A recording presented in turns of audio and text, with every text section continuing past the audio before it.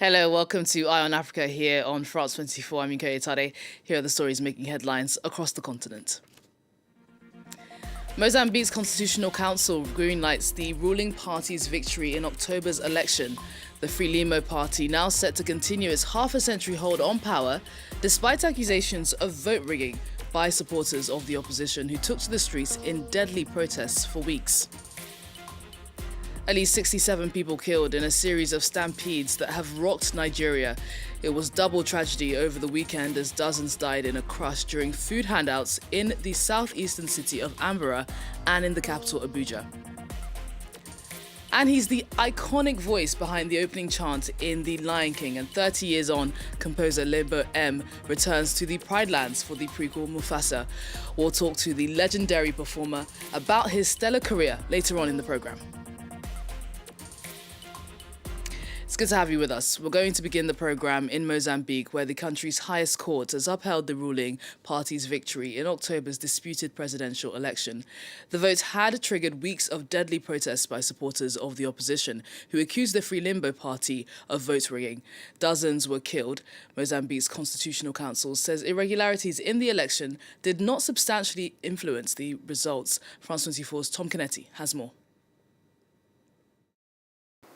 The Constitutional Court ruled that there were some discrepancies in the October vote, but that Daniel Chapo was in fact the winner, meaning that he will be the next president of Mozambique. He will take power in mid-January 2025. Self-exiled opposition leader Venancio Mondlane said that today's decision would either lead to peace or chaos, and we've already seen some of that chaos begin to unfold on the streets of Maputo following this decision on Monday afternoon, and chaos is exactly what Mozambicans have been experiencing since October, when Mondlane's lawyer, who was about to challenge the results of the elections, was assassinated in his car.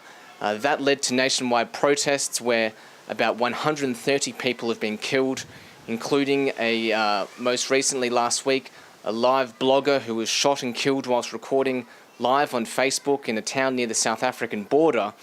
Unrest near that border has led to crossings being closed down, which has meant about 500,000 euros worth of trade each day has been halted. As a response to Monday's decision, Mondlane has called for a 5-day nationwide shutdown. At least 67 people have been killed in a series of stampedes that have rocked Nigeria in recent days. It was double tragedy over the weekend when 22 people died in the southeastern state of Ambara, while 10 were killed in the capital Abuja. Both stampedes took place while food was being handed out. The crushes come after a similar disaster hit the southwestern state of Oyo on Wednesday. While food banks that were once rare in Nigeria have become a vital lifeline for many, the West African nation is in the grips of a cost of living crisis. The UN says nearly 25 million people are suffering from severe food insecurity, a figure that could rise to 33 million next year. Clemence Walla has the story. These volunteers from the Lagos Food Bank are busy packing food parcels filled with basic necessities. They will be distributed to the city's most vulnerable communities, victims of the economic crisis that has hit Nigeria. When life became so difficult that we couldn't make ends meet, eating became a problem. That's why we all came out here in search of options. We're not happy seeking this assistance, but we're helpless. My children don't have enough to eat. We only eat what we can afford. Nigeria is in the grips of one of the worst economic crises to hit the country, with inflation soaring to 33.8% in October. The country's financial problems are largely blamed on two main factors: the economic policies of President Bola Tinubu's government and the floating currency, which have led to considerable price rises, including for foodstuffs. To ease their needs, more and more people are turning to food banks. A recent report by WFP says that more than 70% of our population can barely afford a healthy diet. Prices of food have gone really high. Food inflation, is almost, 40. We've seen that upsurge in demand for our services. We've had to increase our budgets. At times, we've even had to cut the sizes of food we give in order for us to reach more people. The UN estimates that over 25 million Nigerians suffer from food insecurity, a figure that could rise to 33 million by 2025. Now, you might know him from this.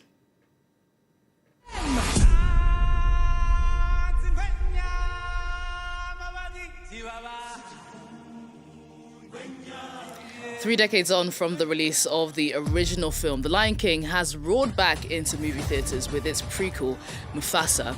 Well, plenty has changed since the 1994 film, but one thing has stayed the same, and that's the vocal performances from the legendary composer Lebo M, who arranged music for the original movie. Well, we now have the pleasure of speaking to Lebo, who joins us from Johannesburg. Thank you so much for joining us on the programme, Lebo. You're back in the Pride Lands. You're back in the Pride Lands again after 30 years. Tell us why you wanted to be part of this prequel. Well, thankfully, I was the first person called back. I got a call about 3 years ago from the studio, and I was introduced to the director, Barry. And a couple of months later, I met Lynn, and the rest is history, as they say. And you talked about Lynn just then. You collaborated with him. He's a songwriter, legendary songwriter himself. Yeah. He said that he couldn't have done this film without you, and that you are the secret sauce. Tell us how it feels to be described as the secret sauce. Well, obviously, I'm humbled. I'm one of the four original composers from the 1994 with myself, Elton John, Tim Rice, and my friend Hans Zimmer. And it's been a great journey going all over the world with the Broadway productions and myself and Hans on arena tours. And now a new journey with my friend Lin Manuel. It's been amazing. I'm really honored that Lynn, especially Lynn and Barry, have really gone the extra mile to acknowledge our role in 30 years. But also we're starting a beautiful new journey. I never dreamed that 30 years later I'll write and perform a whole new beginning of Mufasa. And it's been amazing. Well, one of the most iconic parts of that original film is that opener to the Circle of Life. It really gives you chills when you hear it. And you return to this prequel with another opener, and it's Ngboza. Your music is the emotional heartbeat of these films. Tell us why you think it resonates with so many people. Well, I think there's a lot of elements that make Lion King such an iconic and long-lasting project. The franchise rests heavily on the storyline. People from all over the world, from different countries and different cultures, can relate to each character. And when I approached this new project with my new song, Gomso, I kind of knew that we have to articulate a bigger challenge now. We're doing a prequel with the great director, Barry, and my co-composer, Lin Manuel. I was very conscious of how people have personalized the storyline and the visuals from the Broadway show to all the movies. But now we had to step up and take it to the next level. And I'm really grateful that people so far are responding so beautifully with the new movie and my new song that starts the new movie, Gomso. And people, your fans, are going to be able to see you live in concert next April in Cape Town. You're doing this first series of concerts for the first time at the age of 60. This is something fans have probably been waiting for so long. Tell us why you're deciding to do it now. Well, 60 is the new 30. So the way the world is, we've created a lot of great projects. And I've always been conscious that when I get on stage, anywhere in the world for my first concert, I have to meet the standard of every project that we've done before, whether it's The Lion King and all the movies I've done, the Broadway shows, and now the arena. So we took time to prepare a little over a decade to prepare for my first concert. And of course, in Cape Town next year, April 11, 12, and 13, I'll be finally doing my first live concert. And of course, we're taking it around the world after that. It's very exciting, Lebo. You haven't had an easy life. You were born into poverty in South Africa at the height of apartheid. Tell us about how that was like, growing up with so many restrictions around you, and how you got your first big break. Well, I consider myself very fortunate. I was born into poverty. I come from the poorest family in my street. I was born in the midst of apartheid. I left South Africa at age 16 to go to exile in 1979 And I lived in the streets in America, New York, Los Angeles, Washington, D.C., but I ended up being a coffee runner in Johnny Clegg's studio, whose producer, Hilton Rosenthal, was a friend of Hans Zimmer. And when Hans came looking for Johnny, they asked him to try me out.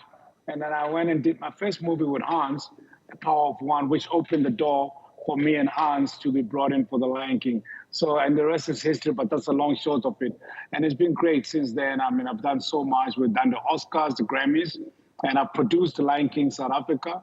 I produced the opening and closing ceremonies of the FIFA 2010 World Cup in South Africa. So it's been a great journey. Quite a challenge, though. I can imagine. It's so incredible. I think your story really resonates as well because Mufasa in this film is an orphan and he doesn't let that define him. And he ends up, rising to the heights of Pride Lands.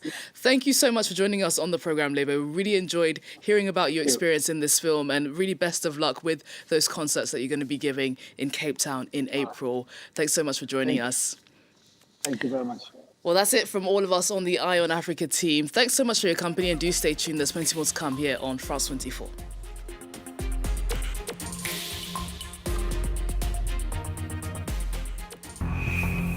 The 2004 tsunami that decimated Banda Aceh had unexpected consequences.